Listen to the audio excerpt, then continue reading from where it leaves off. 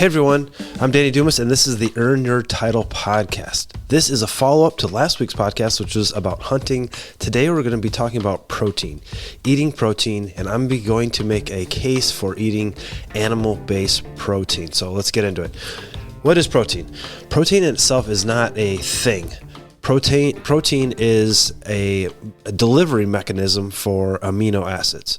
And if you weren't aware, protein and the amino acids that it carries are essential to life, meaning if you don't eat enough protein, you die. It's extremely important. There are 11 amino acids. Of those 11, 9 of them have to be consumed. The other 11, there's 20 amino acids. The 11 of them we can create inside of our body. So we can take bits and pieces of other things and make them. The 9 essential amino acids are things that we need to consume, and if we don't do that, we die. And many of the health problems that we see in the United States, at least, are from not getting enough amino acids through protein, and specifically animal-based protein. So why animal-based protein? I'm using an analogy. As humans, we're trying to recreate ourselves. We're trying to grow cells, brain, organ, muscle, all these things. We have all these parts that we need to consistently recreate in order to live. And if you were trying to recreate a computer, your computer was broken or you just had to fix some of the parts, and you had two options. One of those options would be to go to a computer junkyard. Every single thing in that junkyard was at one point a computer. You had the hard drive and the circuit boards and the memory and the screens and the keyboards. You had all access to all of it. And that was computer junkyard. And it wouldn't be very hard to find enough pieces to recreate your computer. Now, another way to do it would be to go to a automotive junkyard, because they do have some parts. They might have circuit boards, they might have memory, but none of it was designed to be a computer. It was designed to be a car.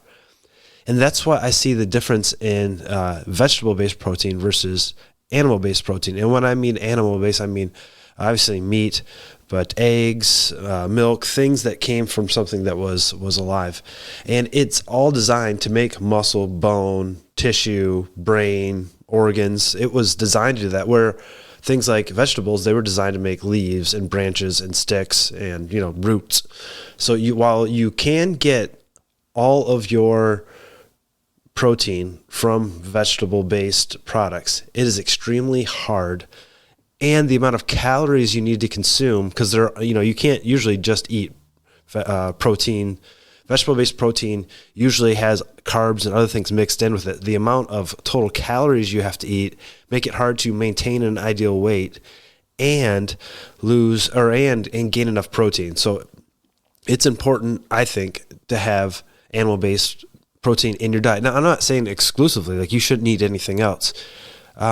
At one point, I was a precision nutrition coach, and one of the habits that they would have encourage our clients to have would be to consume protein at every meal. And by doing that, when you're consuming protein at every meal and vegetables and fruits and these things, you're creating a net.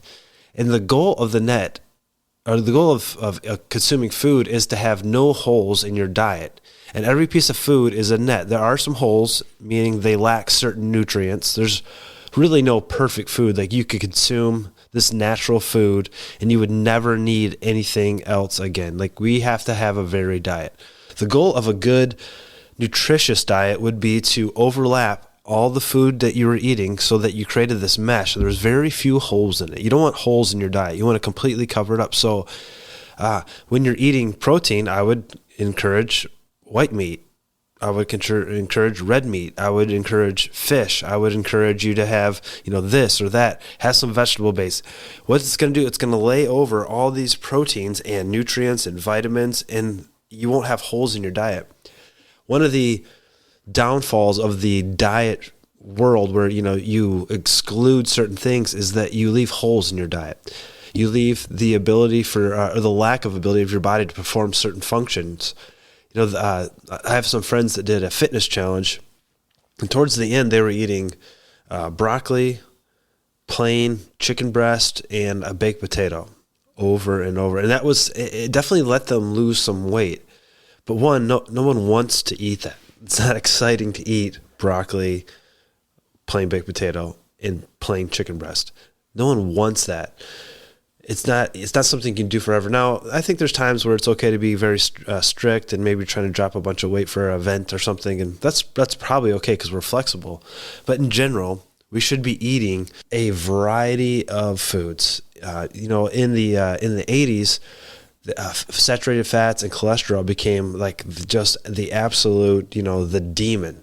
And because of that, people stopped eating protein that was really good for them, and they started consuming super high processed foods that were high in calories because they didn't have fat, or they didn't have saturated fat, or they didn't have cholesterol. And it caused, the obesity epidemic just skyrocketed. There is a theory called the protein leverage theory. It's put out in 2005 by David Robbenheimer and Steven Simpson. Basically what it says, and they studied a bunch of animals and then they've recreated it in humans, is that we are driven for a certain amount of protein intake daily. And by driven, they mean your food drive. You are going to consume enough food to get the amount of protein that your body feels like it needs. And if your diet is deficient in protein, you're going to overconsume the calories of other foods in an attempt to get to that protein number, because if you don't get it, you will die. You will die if you don't get enough protein. So, which means when you cut it out, like when you cut out red meat because you're worried about saturated fat, you start to consume higher levels of calorie-dense grains to try to get to the protein intake that your body needs. And I think that makes a lot of sense, that is why we overeat when we don't have enough protein. So how much protein? For the average American man and female, I guess, for this sake, it doesn't really change too much. You need 0.8 to 1 grams per pound of body weight. So a 200-pound man needs somewhere between 160 grams of protein and 200 grams of protein a day. Consumed at meals, consumed at snacks, consumed throughout the day, just making sure you're getting enough. And you need to have certain types of protein to meet certain goals. For instance, if you just wanted to have, if you weren't worried about like bodybuilding or any of that, just a general protein intake is fine. But if you want protein or muscle synthesis, which is building muscle, you actually have to have a very specific amino acid, and it's one of the branched chain amino acids called leucine. So what happens when your body consumes protein? It goes into your gut. About 50% of that is going to be absorbed into your lining of your gut, go to the liver. The other 50% eventually will go to your bloodstream and do all kinds of other things. And it's a super complicated task, which, I've done some research, or I should say, I've listened to research by Donald Layman. He's kind of like the guru of protein. But it's important. So you consume the protein. Well, if your liver doesn't consistently synthesize protein, you die. But your muscles are slightly different. Your muscles can actually wait and are off. The protein synthesis, or muscle synthesis, meaning making of muscle, is a very expensive energy expenditure. It takes a lot of energy to make muscle. So your muscles aren't making muscles every day. It's not taking that protein and doing it every day. It needs to make sure it has enough protein for your liver and your brain, all these vital organs, where your muscle is not as important, as growing muscle is not as important. So you eat, and if you have at least 2.5 grams of leucine in your diet, it's a marker that tells your body, hey, we're going to have enough protein, this leucine specifically, which kind of turns on building muscle, to build muscle. And leucine, it's way more prevalent in animal-based protein than it is in vegetable-based protein. So if you're trying to gain weight, you're trying to get big and swole, whatever the word you want to use, getting protein that has enough leucine in it is really important. One of the recommendations is to get 30 grams of protein at every meal. Why 30 grams? Because the ratio of all the other amino acids in there gets you to the 2.5 grams of leucine. And that's important for that muscle growth. You have to, which means you have to be conscious of eating it. Like you can't just like hope you get enough if you're wanting to, get bigger, stronger, faster. It has to be a conscious effort to go out and to consume protein. I would highly encourage you to look at your diet look at your diet on a daily basis and ask yourself, am I getting enough? If you're trying to lose weight, you do have to cut calories, but do not cut protein.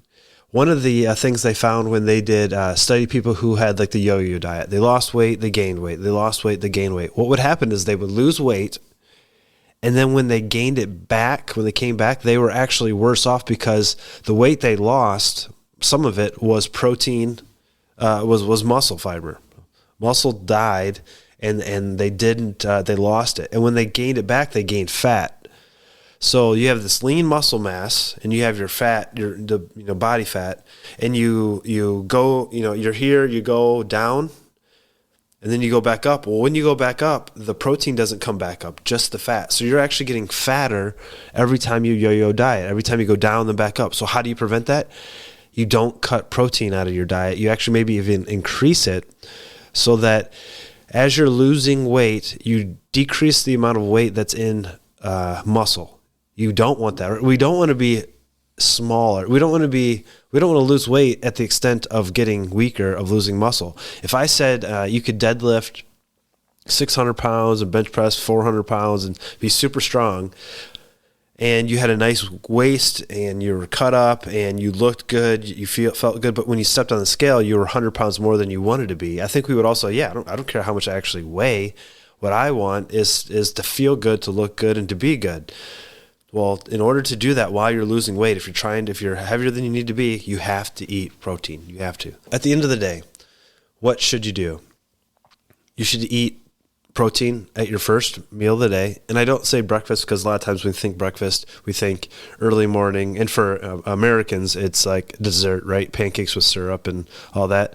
But that first meal of the day should have protein in it. It's your body's kind of ready to consume it. And it's been 12 to 16 hours of not eating. And it's like, okay, when you sit down to eat, if you get that 2.5 grams of leucine and the 30 grams of protein, your body says, all right, here we go. We're going to go build up the man, right? We're going to create strength. We're going to create muscle. So do that first. Get the protein first. If you think, especially if you're trying to get bigger, you're trying to gain muscle, it's really important to do that first. Then maybe a snack throughout the day, and really just take a week and try to get to your goal. So for me, I weigh about 200 pounds. I'm going to try to get between 160 and 200 grams of protein a day.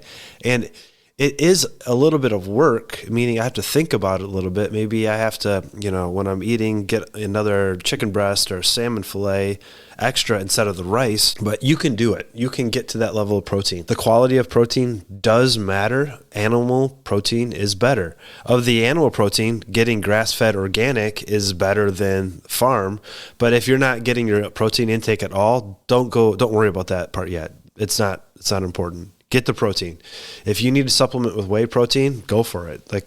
It's not expensive, and I think you'll see huge health benefits. So if you like this, I ask you to put it into action. Eat more protein this week. If you liked this, please leave me a review. This is the Earn Your Title podcast, and I will talk to you later.